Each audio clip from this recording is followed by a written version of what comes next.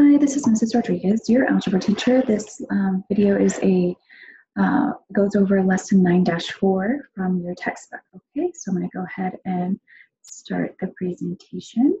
So lesson 9-4 is solving quadratic equations by completing the square. Okay.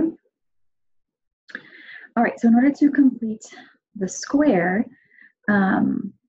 your textbook talks a little bit about how previously you solved equations by taking the square root of each side, and this method worked only because the expression on the left-hand side was a perfect square.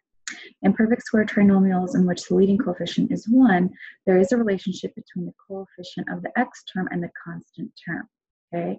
And notice that when you take the value of b here and divide it by 2 and then square it, it's equal to this 25. Okay, so that is what's called completing the square. Okay, so you basically what you do is find half of b, which is the coefficient of x, which is the number in front of x, and you square the result, and then you add the result of step 2 to both sides of your equation. Okay, all right, so here, sorry. For this problem here,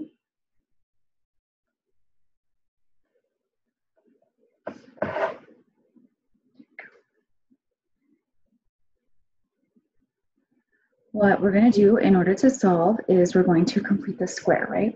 So first thing we want to do is get x squared minus 12x by itself. So we're going to subtract 3 from both sides, and we get x squared minus 12x is equal to 5. Okay, then what we need to do is complete the square. So we take x squared minus 12x, and we're going to add a term, or we're going to add something to both sides of our equation. And remember, what we're adding is b divided by 2, and we're going to square that. So right now b is negative 12. We divide that by 2, and that's negative 6. And then we square it, and that's 36. So we're adding 36 to both sides of our equation, okay? When we do that, on the right side, we get 41. And over on the left side, we can factor this. This is now a perfect square here. So this would be x minus 6 squared, okay? Then in order to solve this equation, we would take the square root of both sides.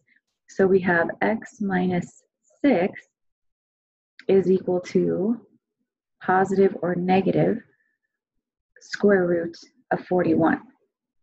So that means we need to solve for both of these cases. So x minus 6 equals the square root of 41, or x minus 6 equals the negative square root of 41.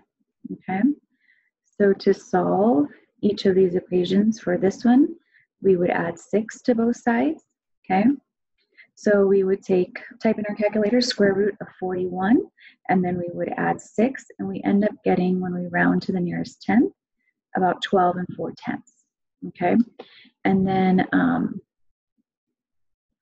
when we add 6 to both sides of this equation, remember, you want to find the square root of 41, but you want to make that a negative. This is the negative square root of 41. So you can take your answer.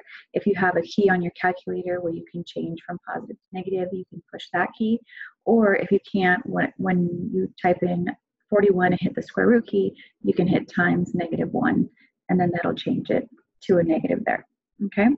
So once you do that, and then you add 6 to that, you get x equals negative 4/10 once you round it to the nearest tenth there. Okay, so those are your two answers there. Okay, so important to solve a quadratic equation in which the leading coefficient is not 1, you have to divide each term by the coefficient, then isolate the x squared and the x terms and complete the square. Okay, so here our leading coefficient is not is not a 1, right? It is a 3, okay? So what we need to do is make it a 1. So what we do, we just read, we're going to divide by the coefficient, both sides of the equation. So that means each term, we have to divide it by 3. So 3x squared divided by 3, we're left with x squared, minus 9x divided by 3, which would be 3x, and then negative 3 divided by 3 is negative 1, and then 21 divided by 3 is 7. Okay, now we can add 1 to both sides of our equation, and we have x squared minus 3x equals 8, and then we're going to complete the square.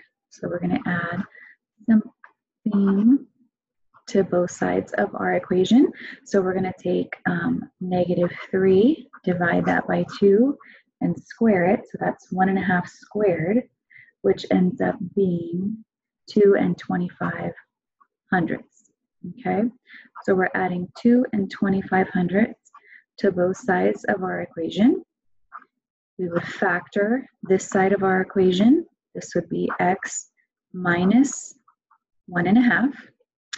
And then over here, we would add 8 and 2 and 25 hundredths, and we would get 10 and 25 hundredths.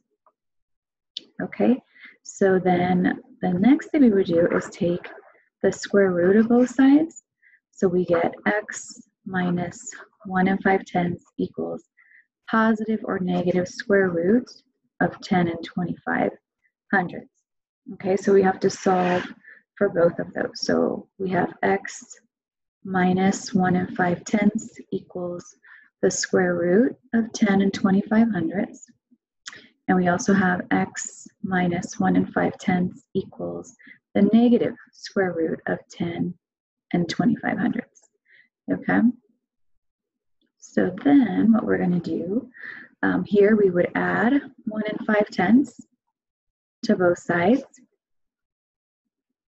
So you would put in your calculator square root of 10 and 25 hundredths, and whenever you get for that, you add 1.5, and you end up getting about 4 and 7/10, okay, once you round to the nearest tenth. Oh my gosh, I can't circle around. There we go. And then over here, we add 1 and 5/10 to both sides, and remember this is the square root of 10 and 25 hundredths, but the negative of that, negative square root of 10 and 25 hundredths. So we end up with x is equal to negative 1 and 7/10 once we round it to the nearest tenth. Okay? All right, so thank you so much for watching. Hopefully this video was helpful to you and answered any questions that you had. If not, please make sure to drop by my office hours, call, text, email me, and I'd be happy to help you. All right, have a good day.